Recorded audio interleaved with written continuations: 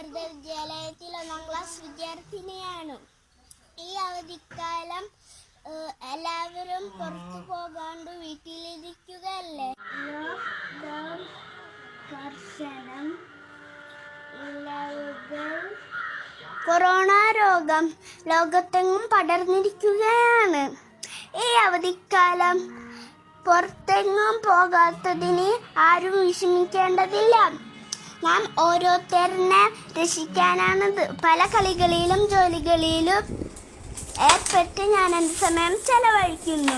എല്ലാ കർശന നിയമങ്ങളും പാലിച്ച് നല്ലൊരു നാളേക്കായി നമുക്ക് പ്രാർത്ഥിക്കാം.